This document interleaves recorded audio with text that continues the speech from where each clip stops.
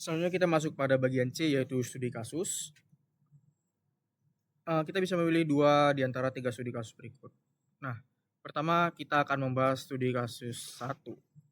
Jadi pada intinya studi kasus ini menjelaskan tentang PT Yeo, yaitu sebuah perusahaan es krim murah yang dimana diduga melakukan eksploitasi dan pelanggaran terhadap hak pekerja, terutama bagi pekerja buruh wanita mereka. Dan pelanggaran ini berujung pada aksi protes buruh dan juga tentang ketidakpedulian pemerintah. Langsung saja kita masuk pada soal yang ditanyakan.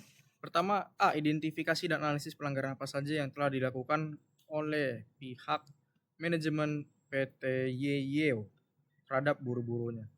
Jadi ada beberapa pelanggaran serius terhadap hak buruh yang dilakukan oleh PT Yeo. Pertama adalah kesejahteraan pekerja yang buruk. Ini merupakan akar dari masalah karena mencakup aspek ketidakadilan. Lalu ada kewenangan terhadap pekerja. Ini adalah klaim umum buruh yang melatar belakangi demonstrasi ini terjadi. Ketiga, ada kesenjangan upah dan bonus. PT Yeo tidak membayar upah dan melakukan penurunan upah sepihak, serta tidak adanya kenaikan gaji atau bonus bagi pekerja yang baru menikah ataupun yang punya anak. Ini mengindikasikan diskriminasi dan ketiadaan perhatian pada kesejahteraan dari keluarga buruh tersebut. Selanjutnya keempat, ada sistem kerja kontrak yang merugikan. Di sini membuat buruh rentan di PHK secara sepihak oleh PT Yeo dan menunjukkan kurangnya jaminan pekerjaan. Lalu kelima adalah pelanggaran terhadap buruh wanita hamil. Nah, ini adalah masalah utama pada PT Yeo ini, di mana PT Yeo mempekerjakan wanita hamil dengan beban yang berat dan pulang larut malam. Ini sebuah pelanggaran serius karena melanggar Undang-Undang Pasal 76 Ayat 2 Nomor 23 Tahun 2003 yang melarang pengusaha mempekerjakan perempuan hamil yang bisa membahayakan dirinya ataupun kandungannya. Yang pastinya juga bakal melanggar ketentuan jam kerja malam untuk wanita hamil dan juga sudah terdapat di undang-undang tersebut. Lalu di soal B kita diminta untuk mengaitkan analisis kita tentang PT Yeo ini dengan teori-teori yang ada tadi seperti di bagian pilihan berganda tadi. Pertama kita bisa mengaitkan dengan teori norma dan etika. Tindakan PT Yeo ini sudah pasti menunjukkan ketiadaan integritas dari bisnis mereka ini. Lalu bisa kita kaitkan dengan teori etika utilitarianisme, di mana tindakan PT Yeo tidak etis, meskipun menghasilkan keuntungan finansial bagi sejumlah pemilik perusahaan, namun tidak memberikan kebahagiaan maksimal kepada jumlah total dari pekerja buruh, yang dimana sudah pasti lebih banyak pekerja buruh dibandingkan pemilik perusahaan PT Yeo, dan mereka tidak memprioritaskan kesenangan khalayak umum tersebut. Untuk teori deontologi, di mana PT Yeo ini melanggar kewajiban moral dan hukum. Mereka memiliki pekerja namun tidak memberikan lingkungan kerja yang aman dan upah yang adil, serta pada akhirnya melanggar undang-undang ketenaga kerjaan. Selanjutnya dalam etika kepemimpinan, ini adalah kepemimpinan yang sangat parah.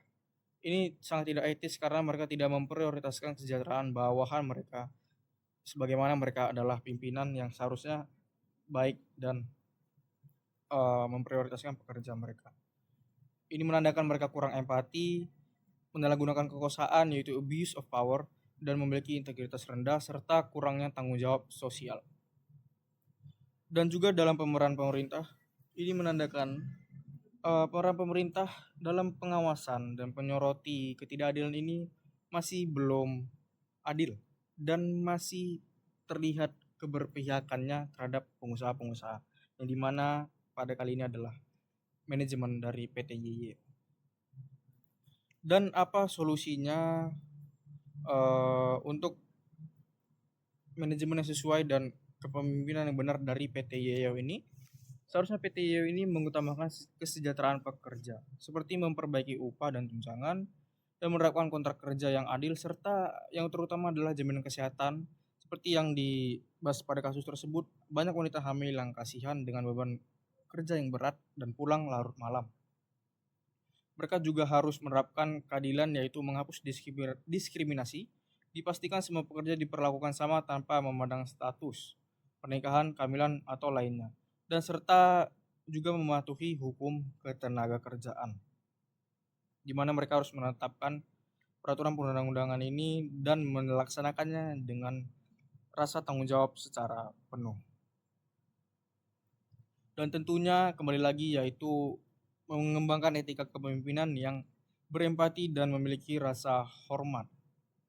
Dan dengan menerapkan prinsip ini, dijamin PT Yoyo tidak hanya akan memenuhi kewajiban hukum mereka, tetapi juga membangun budaya perusahaan yang etis dan mengedepankan kesejahteraan para pekerja mereka.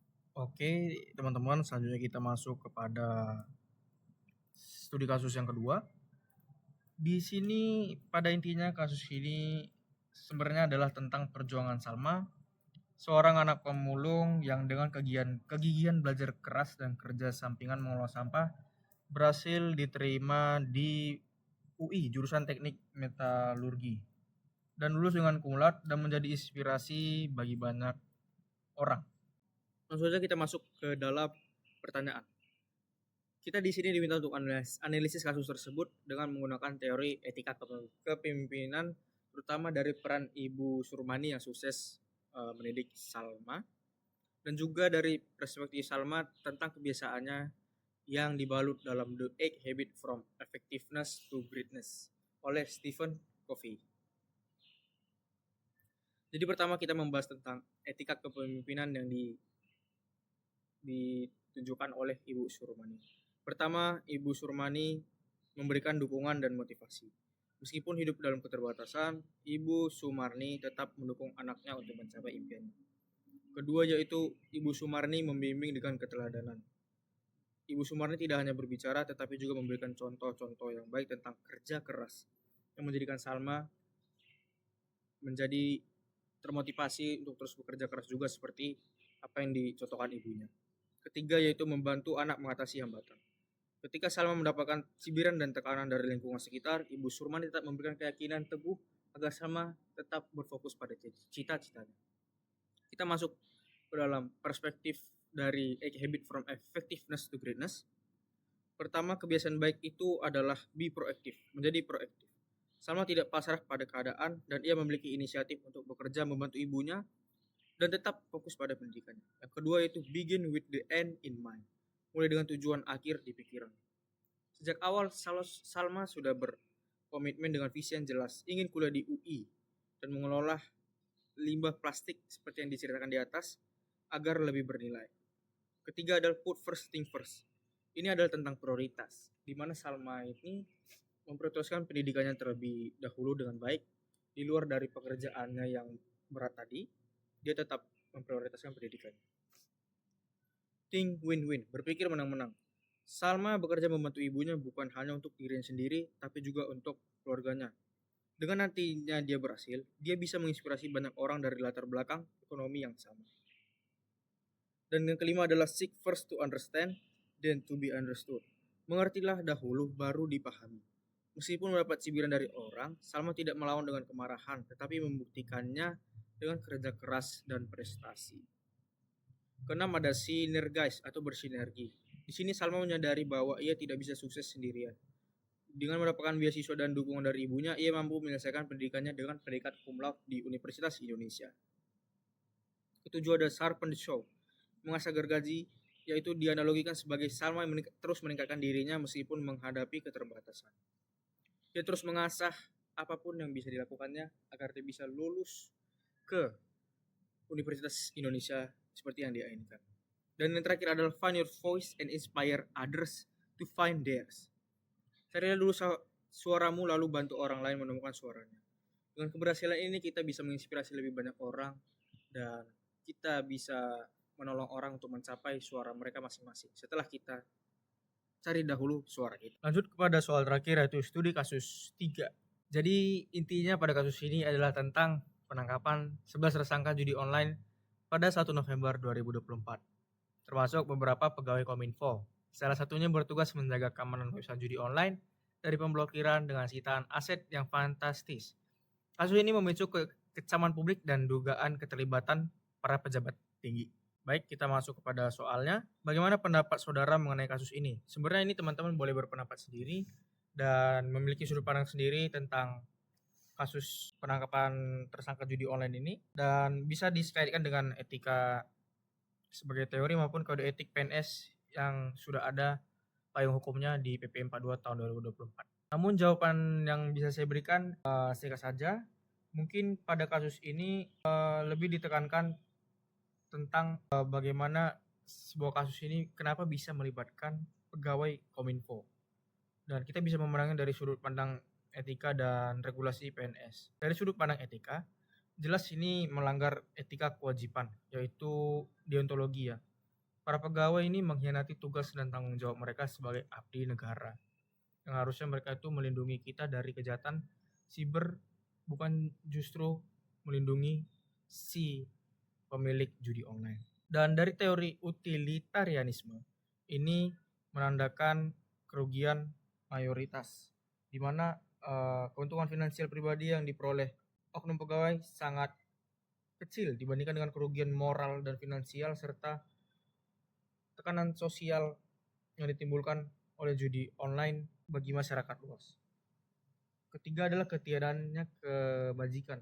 Mereka gagal menunjukkan nilai-nilai PNS yang berintegritas. Lalu pada sisi regulasi PP 42 tahun 2024, pertama ini masuk ke dalam melanggar kode etik. Sudah jelas ya, karena ini melanggar prinsip integritas dan profesionalisme dari pegawai negeri sipil. Lalu masuk ke pelanggaran disiplin berat di PP 94 tahun 2021, ada tambahan di PP 94 tahun 2021. Ini masuk ke dalam disiplin berat karena melindungi aktivitas ilegal, yaitu membacking ataupun bekerja sama dengan para pemilik akun judi online.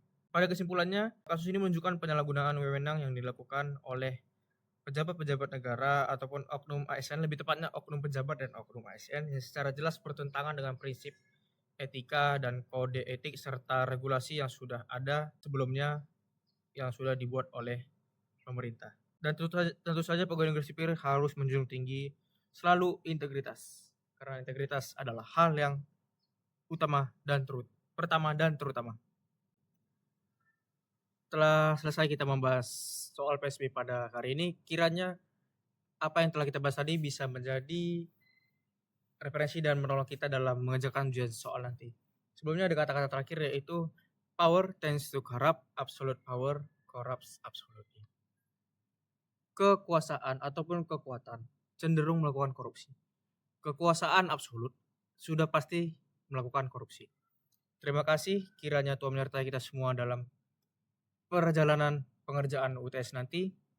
Dan sampai jumpa lagi, saya Holly Ginting dari Manajemen Keuangan Negara, pamit undur diri. Dadah.